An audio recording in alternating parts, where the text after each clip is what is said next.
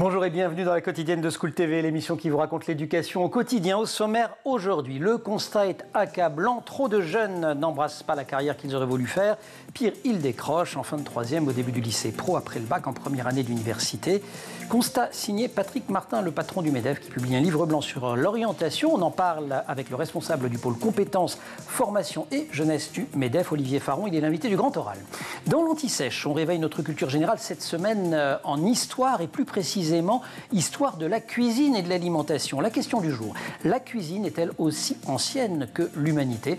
Réponse et explication dans moins de 10 minutes avec Benoît Sima. Et puis rendez-vous, comme chaque semaine, avec Marie-Olivier, au sommaire du cours particulier aujourd'hui, classe découverte. On va dans les sommets avec l'association Enfance et Montagne. La quotidienne de School TV, c'est maintenant.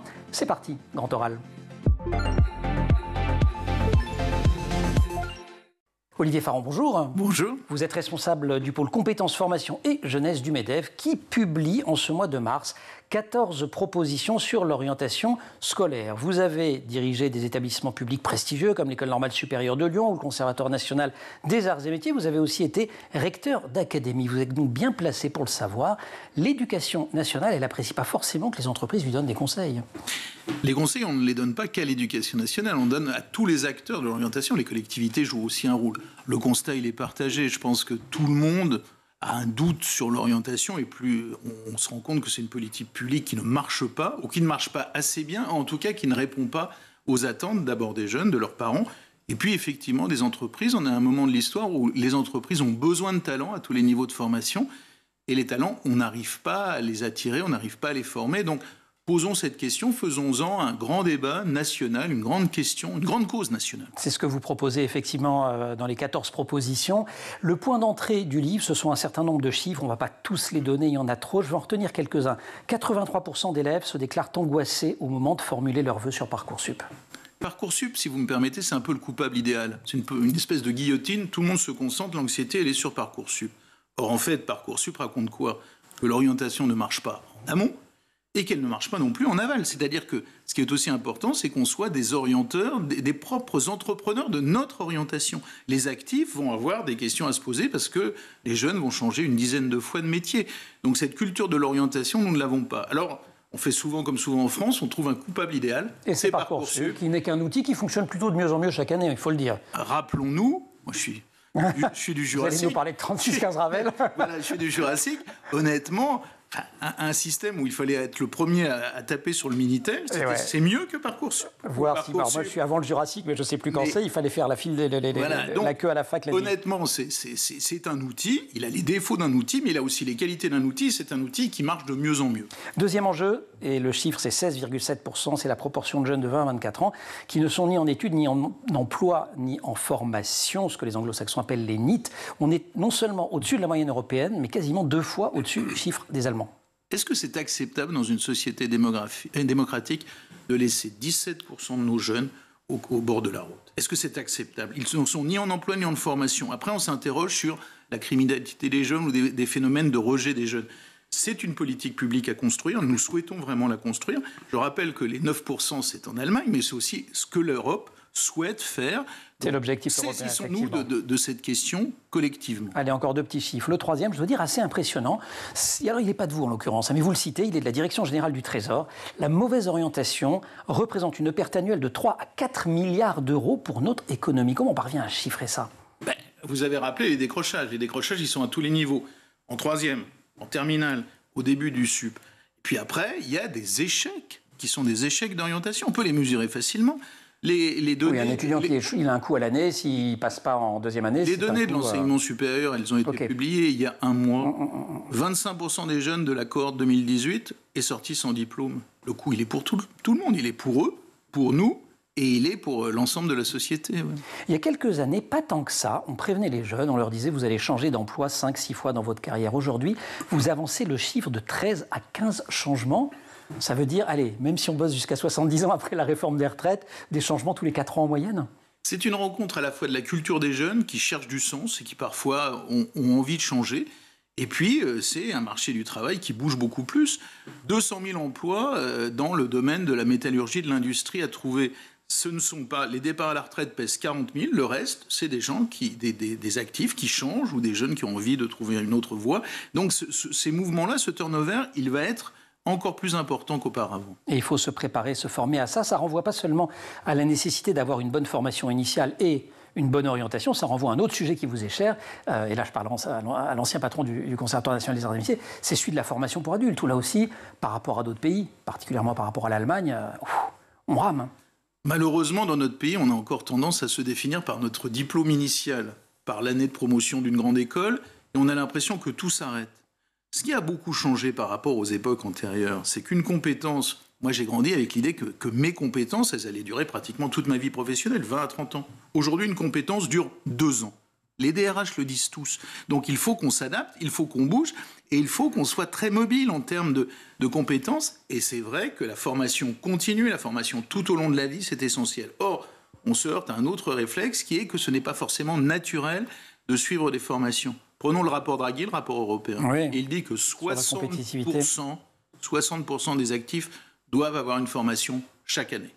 Suivons, pour une fois, ce que l'Europe nous... 60%, vous avez en tête 60% aujourd'hui, annuel. à combien on en est? Là, c'est tous les actifs européens. Donc c'est un chiffre. En France, on est plutôt à une vingtaine de pourcents. Ouais, donc l'effort est considérable. Vous plaidez dans ce document pour une réforme du système d'orientation, notamment pour lutter contre un certain nombre de biais et d'inégalités. Les inégalités femmes-hommes, les inégalités de parcours entre les jeunes issus de milieux ruraux et ceux issus de milieux urbains, des inégalités qu'on constate dans le monde de l'entreprise. Mais là, vous dites, c'est quand même aussi à cause du système d'orientation. C'est à cause du système d'orientation que les entreprises payent moins bien les femmes que les hommes, par exemple, à poste égal. Il y a quand même une donnée absolument incroyable. Les jeunes filles sont meilleures que les garçons en mathématiques en CP. En C1, elles ont décroché et l'écart va être croissant. C'est la faute à qui? C'est la faute, effectivement, c'est pas encore la faute des entreprises. La manière dont on les forme. Et puis, c'est des stéréotypes qui sont apportés par les parents, qui sont aussi... Donc, ce changement, il doit être vraiment profondément culturel. Après, ce défaut de talent, il pèse sur tout le monde. On a besoin de femmes ingénieurs, comme on a besoin que des jeunes qui sont très éloignés des zones où les études et la formation est plus facile, eh bien, de les faire venir vers ces centres de formation. Donc, tout ça doit être repensé. Moi, je suis très attaché à une question qui est celle des internats. Il y a énormément de places d'internat vacantes. Pourquoi c'est un sujet important? Parce que c'est une vraie politique publique. Les jeunes qui sont dans des milieux en difficulté, il faut les accompagner vers ce qu'ils ont envie de faire. Parce que nous disons, mais ce qu'ils ont eux-mêmes envie de faire, analyser leurs envies, voir leurs ambitions et les concrétiser. Autre problème que vous espérez résoudre avec une meilleure orientation, les problèmes de turnover ou le défaut d'engagement des jeunes dans leur travail. Ça aussi, vous dites que ça vient d'une inadéquation entre leurs aspirations et la réalité du marché? On en a beaucoup parlé de la valeur travail. Il y a la valeur métier qui, pour nous, est essentielle. Il ne faut pas résumer les formations à des questions de contenu disciplinaire, voire de compétences. Il faut dire que ce sont des métiers. Et puis, effectivement, la valeur travail, elle passe par des compétences qui ne sont pas assez transmises dans le système éducatif, les fameuses soft skills, ça existe. Est-ce que vous êtes capable de gérer un projet? On va le préciser, soft skills, c'est les compétences, c'est le savoir-être. Psychosocial. Psychosocial en bon français, voilà. Mais est-ce que vous êtes capable de gérer un projet? Est-ce que vous êtes capable de communiquer, de vous exprimer? Il y a un chemin pour qu'on reconnaisse ça chez tous nos jeunes. Et c'est vrai qu'à l'école, au collège, au lycée, pourtant des efforts ont été faits, des tentatives ont été menées en ce sens. Il y a des tentatives, il y a heureusement plein de bonnes choses dans le système. Après, peut-être qu'il y a des bonnes choses et peut-être que ces bonnes choses ne sont pas assez connues et peut-être que ces bonnes choses ne sont pas assez connues et pas assez diffusées. Donc, la question de faire percoler le meilleur, c'est aussi une vraie question. Faire percoler le meilleur, faire de l'orientation une grande cause nationale, vous l'avez dit, articulée autour d'une stratégie nationale concertée, renouveler les représentations des filières de formation et des métiers pour lutter contre l'ensemble des biais, obstacles à une orientation réussie et développer la contribution des acteurs du monde économique au parcours d'orientation. Ce sont les objectifs de ce livre blanc du MEDEF sur l'orientation. On retrouve Olivier Faron juste après l'Anti-Sèche. On va lui faire se souvenir qu'il était historien, Olivier Faron, parce qu'on va faire de l'histoire, vous allez voir.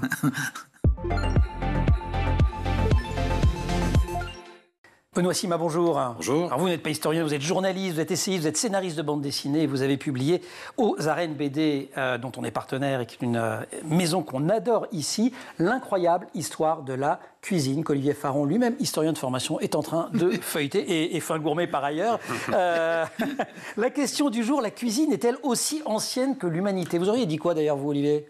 Moi, j'aurais dit oui. Vous auriez daté ça. C'est très structurant de la naissance de l'humanité. Eh bien, bonne réponse. Benoît. Alors, je vous dirais presque. Presque, pourquoi ? Parce que vous vous souvenez peut-être d'Homo habilis, Homo erectus, nos très lointains ancêtres. Ouais. Ces gens-là, ils n'ont pas inventé le feu, du moins pas encore. Et tant qu'on n'a pas inventé le feu et donc la cuisson, on n'a pas inventé la transformation des aliments. C'est ça. Donc on ne peut pas parler. On mange ce qu'on trouve. Par contre, à partir du moment où on invente la cuisson, on invente les premières recettes, on invente les premières techniques de cuisine et surtout, on invente quelque chose qui est fondamental dans l'histoire, même lointaine de l'humanité, c'est le fait de se réunir autour d'un foyer. Le repas. Parce que la cuisine, ça ne se fait pas tout seul, jamais, sauf les grands chefs des étoilés qui font la cuisine tout seuls, du haut de leur laurier, récolté chez Michelin. Mais leur brigade, c'est voilà. une invention française, la brigade d'ailleurs. Tout à fait. Mais là, on prend un peu d'avance. Beaucoup d'avance. Revenons à la préhistoire. En inventant la cuisson, ce qui est assez fascinant, alors bon, comme tous les livres de la collection, on rit beaucoup en vous lisant, mais on est fasciné par le nombre de la variété des techniques que mettent en œuvre nos ancêtres. Oui, alors ces techniques sont très anciennes. Ça paraît étonnant, on a toujours l'impression que la cuisine c'est consubstantiel du néolithique, du moment où on se sédentarise, on invente l'agriculture, pas du tout. En fait, dès les époques très lointaines d'Homo erectus, de l'homme de Néandertal et bien sûr d'Homo sapiens, notre ancêtre, on est capable de faire de la cuisson vapeur, de faire des ragoûts. Une espèce de petite hutte fermée. Bon, là, c'est Sapiens, c'est plus tardif. Ouais. Mais Néandertal, donc, il y a 55 000 ans, on connaît des cas examinés par les archéologues de cavités rocheuses qui ont été retrouvées, où on a retrouvé des restes de cuisson de ce qui est la première recette de l'humanité, qui est une sorte de ragoût de viande. Et donc, nos lointains, je ne dis pas ancêtres, mais cousins, parce que Néandertal, c'est des cousins, étaient capables de faire une recette élaborée à partir de différents aliments. Ragoût de viande, parce qu'on mangeait beaucoup de viande à l'époque. Quand on disait chasseur-cueilleur, c'était chasseur. Exactement, mais aussi beaucoup de légumes. Et donc, ils mélangeaient les deux. Et donc, c'était vraiment une recette. C'est peut-être la première... Le ragoût de viande, c'est la première recette de l'histoire de l'humanité. Vous nous retrouvez aussi le bouillon de gras, ancêtre du pot-au-feu. Voilà, bon, ça, c'est un dérivé succulent de ce dont je viens de vous parler, et qui est un peu plus tôt dans le temps. Moi, ce qui m'a fait, parce que tout ça, je l'ai appris des historiens, des archéologues, c'est pas moi qui ai découvert tout ça dans les grottes, je vous rassure. Ce qui m'a fasciné, c'est que vous connaissez la pirade. Oui, bien sûr, C'était la mode il y a quelques années. Alors c'est un petit personnage, quand on vous lit d'ailleurs, qui regarde la technique et qui dit tiens, on pourrait appeler ça la pirade. Eh bien, ces restes ont aussi été retrouvés par les archéologues. Ouais. Donc nos lointains ancêtres étaient capables de faire cuire de la viande sur des pierres chaudes qui étaient chauffées grâce au feu. Et donc ils faisaient cuire tout simplement la viande, comme nous, les contemporains, faisant cuire des pirades. Sur une pirade ou sur une poêle. La sédentarisation, d'un mot, ça change beaucoup de choses. Moment où l'agriculture naît. Ça change l'approvisionnement. Le nombre d'aliments qu'on est capable de combiner pour inventer les futures recettes telles qu'on les connaît aujourd'hui. C'est une ère d'abondance qui s'annonce en termes de quantité d'aliments avec le néolithique. Et c'est là que la cuisine devient complexe, mais ça c'est la prochaine étape. Dont on parlera demain, puisque la question pour demain sera la suivante. À quand remontent les premières recettes écrite. Merci beaucoup, Benoît Sima. On se retrouve demain. Je précise que c'est Stéphane Doué qui est au pinceau de cette incroyable, ça, je ne me trompe pas, de cette incroyable histoire de la cuisine, publiée aux Arènes BD, avec en prime 20 recettes du monde entier, toutes époques, à réaliser à la maison. À la fin, paf, il y en a là, le vindaloo de porc, recette indienne, on a le poulet maringot, ça c'est bien français, napoléonien, si mes souvenirs sont bons, ça a été inventé. Recette historique. Recette historique. Dont on parlera. Et dont on parlera. Merci beaucoup, Benoît. On retrouve Olivier Faron, Grand Oral. Olivier Faron, dans ce livre blanc, le MEDEF formule 14 propositions, mais contrairement à un certain nombre de politiques, et ça on l'a déjà dit, vous expliquez que Parcoursup n'est pas le problème, vous proposez de mettre réellement à profit des dispositifs déjà existants aussi, comme les heures d'accompagnement à l'orientation. Il y en a je crois 54 qui sont prévus par an. Vous avez été recteur, qu'est-ce qui empêche aujourd'hui, qu'est-ce qui fait que dans les établissements de l'Académie, c'était Strasbourg, dont vous étiez recteur, partout, ça ne se faisait pas partout. C'est-à-dire que ces heures, elles sont annoncées, elles sont programmées, mais elles ne sont pas directement budgétées. Donc elles dépendent en fait des décisions des responsables d'établissement. Nous, ce qu'on dit très clairement, c'est qu'il faut, si ces heures sont annoncées, sont programmées, elles doivent être budgétées et elles doivent être dans le système de formation, pas dans le système que suivent les jeunes. Ça, c'est la première idée. La deuxième idée, c'est de dire qu'une partie de ces heures consacrées à l'orientation pourrait se faire en immersion dans les entreprises. Quelle est aujourd'hui la situation ? Et pas seulement, pardon, je vous coupe, mais pas seulement avec les stages de troisième ou désormais le stage de seconde. Mais les stages de troisième, tous les stages sont bons à prendre. Et ils sont très utiles. On a fait un rapport l'année dernière sur l'immersion. Les jeunes profitent de l'immersion et les entrepreneurs sont heureux d'avoir ces jeunes chez eux dans leur mur. Ce qu'il faudrait, c'est généraliser ces pratiques-là. Aujourd'hui, nos entrepreneurs ont envie d'accueillir des jeunes, ils peuvent les accueillir. Souvent, ils proposent des choses qui ne sont pas retenues, qui ne sont pas adoptées, mais aussi accueillir des enseignants, accueillir les collègues de l'Éducation nationale en charge de ces questions d'orientation. On constate, même si beaucoup de progrès ont été faits, qu'il reste des enseignants qui ne perçoivent pas assez les réalités de l'entreprise et vice-versa. Donc, essayons de rapprocher ces mondes. Mutuelle, vous le prenez sous cet angle-là, vous ne le prenez pas sous l'angle de l'affrontement, mais en disant il faut que chacun aille sur le territoire de l'autre. Pour accompagner, il faut aussi des professionnels. Dans le système actuel, ce sont les psy-EN, qui sont à la fois aujourd'hui très peu nombreux, et puis il y a psy dans le titre, ce qui veut dire que si j'ai un problème d'orientation, si ça ne va pas très bien à l'école, clac, c'est un problème psychologique. Alors que parfois, ça ne relève pas du tout d'un problème psychologique. Il y a eu ce passage en gros, des conseillers d'orientation à ces psychologues de l'Éducation nationale. Aujourd'hui, il y a la classe des COPSI à une époque, c'était les conseillers d'orientation psychologues. Voilà, acceptons l'idée que ce mot est malvenu pour les questions d'orientation, comme vous venez de le dire. En fait, c'est comme si vous associez les questions d'orientation à des questions d'ordre psychologique. Or, ces psychologues de l'Éducation nationale ont aussi une grosse mission parce que l'anxiété a grandi chez les jeunes. Donc, ils sont déjà prêts. Vous l'avez dit, ils ne sont pas assez nombreux et leur mission n'est pas claire. C'est la même chose sur les CIO, les centres d'information et d'orientation. C'est souvent difficile de les trouver. Donc, redonnons une visibilité à ces centres et puis renforçons le rôle de ces acteurs de l'orientation en faisant des points de contact directs des entreprises. Il y a eu cette réforme des lycées professionnels à laquelle nous sommes extrêmement attachés. C'est une très bonne réforme. Cette réforme a parmi les... Quand on dit laquelle ? Celle du bac pro en 3 ans Non, la réforme portée par Carole Grandjean il y a 2 ans maintenant, il y a 1 an et demi maintenant. Elle aboutit à la création de responsables des bureaux des entreprises. Ces responsables, ce sont les interlocuteurs directs des entrepreneurs et des entreprises qui vont leur proposer des stages, ils vont échanger avec eux, ils vont voir comment on peut faire venir encore plus de jeunes dans les entreprises. C'est très important que les jeunes perçoivent. On a encore des visions du 19e siècle sur l'entreprise. On a l'impression que c'est les temps modernes qui se rejouent ou que c'est du Dickens. L'entreprise a changé. Encore une question à l'ancien recteur que vous êtes. Le MEDEF déplore dans ce document le manque d'un acteur pilote sur le champ de l'orientation. Onicep. Je rappelle que la loi de 2018 a confié une partie de la compétence. Alors c'est ma question d'après. Les régions, vous allez me dire les régions. Non. Bon. Voilà, après...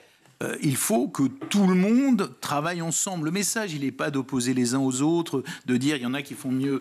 Il est de dire que on fait des outils. L'ONICEP vient de faire un gros outil. Il faut que ces outils soient intégrés dans une politique globale. Or, il y a des sujets de crispation, de tension entre tous les acteurs en charge. Clarifions les compétences. Faisons rentrer les entrepreneurs, les employeurs et les entreprises, mais travaillons aussi avec tous les partenaires sociaux. Les organisations syndicales ont beaucoup de choses à dire sur les nouveaux métiers, sur ce qu'il faut faire. Essayons de travailler pour une fois pour aller dans le même sens qui est celui de l'intérêt général. Question plus politique, plus philosophique peut-être. Est-ce qu'on peut vraiment réorganiser le système d'orientation dans une optique de rentabilité en disant ça, aujourd'hui ça fait des dégâts, ça coûte 4 milliards, etc. Vous êtes professeur des universités, vous êtes historien, vous êtes bien placé pour savoir que c'est tout à fait essentiel dans une démocratie éclairée qu'un certain nombre de personnes choisissent des voies professionnelles qui ne sont pas directement productives de richesse. Il ne faut pas caricaturer le représentant du MEDEF en l'associant à ce dispositif. Nous ne sommes pas dans une logique adéquationniste. Nous mettons en avant dans le rapport aussi des périodes qui sont des périodes de réflexion. Le service civique mérite d'être envisagé. Et puis ne reprochons pas à un jeune d'être jeune. Un jeune peut se tromper, un jeune peut avoir une envie et puis démentir son envie. Donc tout ça, ça fait partie du panorama. Bon. A contrario, remettre au milieu du village la notion d'employabilité, dire à un jeune, si tu fais sur Parcoursup, tu vas avoir telle possibilité d'emploi dans ton territoire, si tu as envie de travailler dans ton territoire, c'est aussi un message qu'on doit faire. Moi, vous parliez d'histoire, c'est une histoire plus récente, mais en 2007, ce sont les syndicats étudiants qui ont demandé à ce que l'insertion professionnelle soit associée à la loi sur l'autonomie des établissements.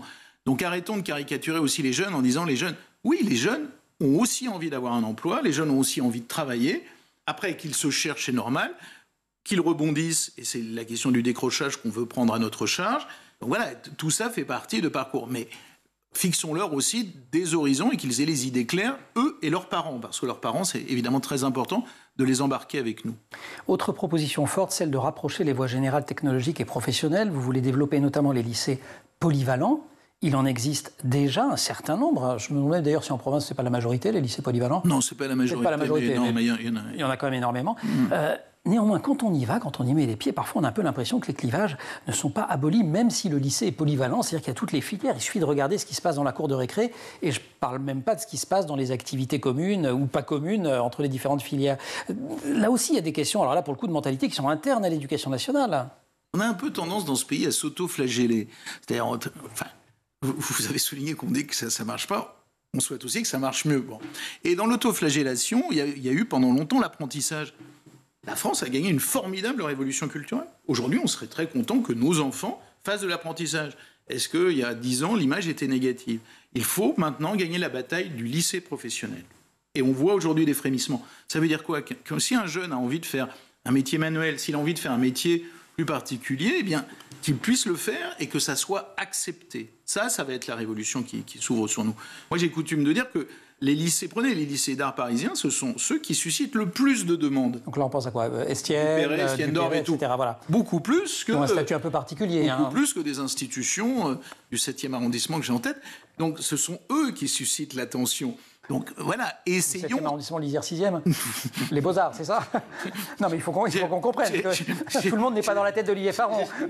J'ai rien dit, j'ai tout dit. Okay. Mais ce que je veux dire, c'est que... Voilà, c'était les Beaux-Arts, je vous dis. Non, c'était... Ah non, c'était quoi? Non, il y a d'autres institutions dans ce quartier-là. Mais ce que je veux dire, c'est que il faut casser un certain nombre d'images. Et c'est pour ça que c'est très important d'embarquer les parents. Ce n'est pas facile, mais on sait que les parents sont parmi les premiers prescripteurs.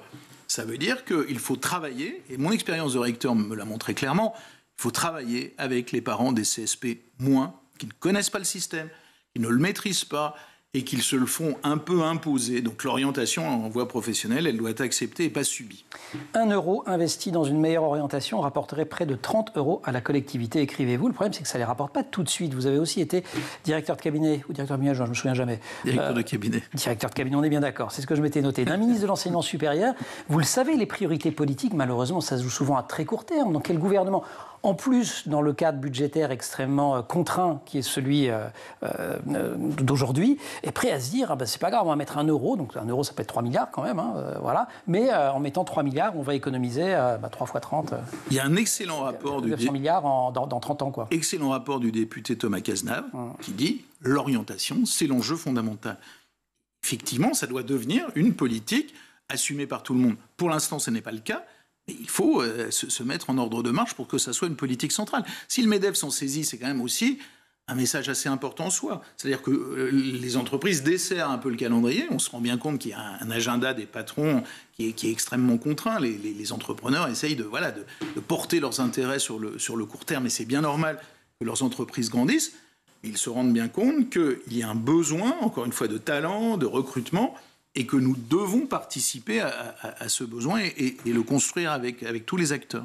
Olivier Farron, responsable du pôle compétences, formation et jeunesse du MEDEF, qui publie ce livre blanc, ces 14 propositions, on peut les trouver en ligne, pour réformer, pour faire de l'orientation une grande cause nationale. Olivier, vous restez avec nous? On va prendre un petit cours particulier de quelques minutes avec Marie-Olivier, non sans avoir remercié Benoît, qu'on retrouve demain pour continuer à parler histoire de la cuisine. Mais là, on part en montagne, en classe découverte.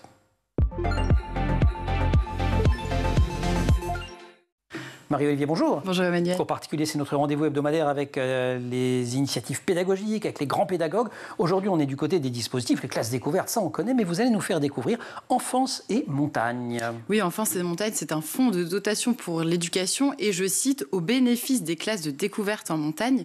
Vous savez de quand date la première classe de neige en France ? Non, je l'ignore. Je sais que pour les classes de mer, c'était les années 50, les mouvements d'éducation populaire en Bretagne, mais je ne sais pas du tout pour les classes de neige. C'est pas loin d'être la même chose, C'est même 1950, la première classe de neige. Elle date de cette année-là où une institutrice du cours privé Victor Hugo à Paris décide de délocaliser sa classe à Pras-sur-Arly en Haute-Savoie. Et 3 ans plus tard, c'est vraiment institutionnalisé. Donc la première classe de neige officielle sous l'égide de l'Éducation nationale se rend à la Fécla en Savoie cette fois. La Fécla, dingue. L'idée, je dis dingue parce que ma grand-mère, elle a travaillé là-bas. L'idée, c'est de partir, et je ne savais pas tout ça. L'idée, c'est de partir quelques jours en montagne. Oui, alors souvent en hiver pour pratiquer des activités sportives comme le le ski tout en suivant un enseignement scolaire adapté. L'idée des classes de neige s'inscrit dans un mouvement de pédagogie active, d'éducation par l'apprentissage, par l'expérience aussi. En plus, on est dans l'après-guerre et les loisirs de plein air sont en plein essor. Voilà, mais je crois quand même que l'âge d'or des classes de neige, ça vient un petit peu après. Ça vient un petit peu après. Il y a des politiques publiques qui se développent dans les années 60-70 avec l'idée de permettre aux enfants de milieu urbain tout simplement de découvrir la montagne et les sports d'hiver. Des aides financières sont mises en place à ce moment-là pour favoriser l'accès à ces séjours. Dans les années 70, il y a 35 000 écoliers qui partent en classe de neige. Ouais, ce qui est assez énorme pour l'époque, parce que ça veut dire que plus de 90% des classes de découverte sont en fait des classes de neige. Exact. Alors on rappelle que les classes découvertes, c'est plus large. Ce sont des séjours qui peuvent avoir lieu à la mer, vous en parliez, à la montagne. Ça peut être aussi des séjours culturels. Les classes de neige, à ce moment-là, elles sont largement majoritaires, mais ça ne dure pas. Et dès les années 2000, en fait, elles ne représentent plus qu'un tiers des classes découvertes. De 90% à un tiers, comment on explique ce déclin ? Il y a plusieurs raisons. Je vais vous en donner deux qui sont assez simples à comprendre. La première, c'est qu'aller au ski, ça coûte cher. Donc on essaie de faire des économies dans l'éducation nationale. Et les collectivités territoriales, je crois, les mairies qui soutenaient beaucoup. Également. Et les préoccupations écologiques, évidemment aussi. C'est face à ces changements-là que le fonds éducation et montagne est né pour encourager en fait le retour aux classes de neige. Enfance et montagne, je crois, qui veut en quelque sorte relancer cette tradition. C'est ça l'idée ? C'est ça, c'est vraiment relancer la tradition. L'objectif via ce fonds, c'est vraiment d'apporter des aides financières justement aux écoles qui veulent développer des projets éducatifs en lien avec la montagne. Ce fonds, il a été pensé par le syndicat national des moniteurs de ski français qui croit fermement, évidemment, au bienfait de la montagne et des classes pour les enfants et les jeunes. L'an dernier, ils ont permis à 700 classes de partir à la montagne. Ça représente environ 23 000 élèves. Super, d'un petit mot sur les bienfaits des classes de neige. C'est bon pour la santé. Bien pour la santé, évidemment pour les capacités sociales, la vie en communauté pour les enfants. Les soft skills auxquels... Tout à fait. Un très bon livre d'Emmanuel Carrère aussi. La classe de neige, oui, un autre registre. On peut le citer aussi. Qu'est-ce qu'il y a d'autre ? Confiance en soi. Confiance en soi, ça permet d'apprendre autrement aussi, d'apprendre en dehors de la classe, dans la montagne, de sensibiliser les enfants à l'environnement montagnard et a fortiori au dérèglement climatique. Ok, mais elles ne sont pas menacées justement les classes de neige, entre autres à cause de ce dérèglement climatique, bien sûr. Dans leur format classique, elles le sont, bien sûr. On ne fera pas de ski alpin éternellement, on n'en fera même pas dans quelques années. Il y a d'autres manières aussi de profiter de la montagne avec des activités comme la randonnée, le ski de randonnée ou les promenades en raquette, c'est des activités qui sont plus durables et qui s'inscrivent vraiment dans ce processus de sensibilisation à la nature. D'ailleurs, le collectif Imagine tes montagnes, dont fait partie Enfance et Montagne et dont font partie 10 autres organisations, organise pour la 4e année consécutive un appel à projet pour soutenir des projets d'action concrètes à la sensibilisation, à la protection de la montagne qui sont mis en place par des jeunes. Super. Merci beaucoup, Merci Marie. à vous. Vive les classes de neige, vive les classes de mer aussi. Moi, je suis ça va, j'ai le droit d'aimer. C'est vrai que ça a été inventé par des militants. C'était pas pour emmener les urbains à la montagne, c'était parce qu'ils se rendaient compte que des enfants de paysans, pour le coup, à 30-40 km dans les terres en Bretagne, y compris dans le Finistère, n'avaient jamais vu la mer. Donc, c'était même pas la question de savoir nager. Ça correspond d'ailleurs. La première naissance, c'est l'héliothérapie sur le soleil pour tout ce qui est tuberculose et tout ce qui est après la Première Guerre mondiale, en fait. Olivier Farron, merci beaucoup aussi de nous avoir accompagnés. Merci pour vos conseils littéraires. La classe de neige d'Emmanuel Carrère, ça doit être chez POL, comme à peu près toute l'œuvre d'Emmanuel Carrère. Après tout, c'est pas vraiment une classe de neige, mais ça se passe à la montagne aussi. Il y avait un petit truc en plus, le film d'Artus. Ça se passe quand même également dans les montagnes. Bref, elles sont omniprésentes, nos classes de neige. Merci à tous les deux. Merci aussi à toute l'équipe de l'émission. Laure Roudemont au maquillage, Marine Plantec et Dylan Coller à la préparation de l'émission, qui sont en régie aujourd'hui avec au son Saïd Mamou et à la réalisation Xavier Sanchez. Vous restez sur School TV, vous nous retrouvez nous en permanence sur Internet et sur les réseaux sociaux.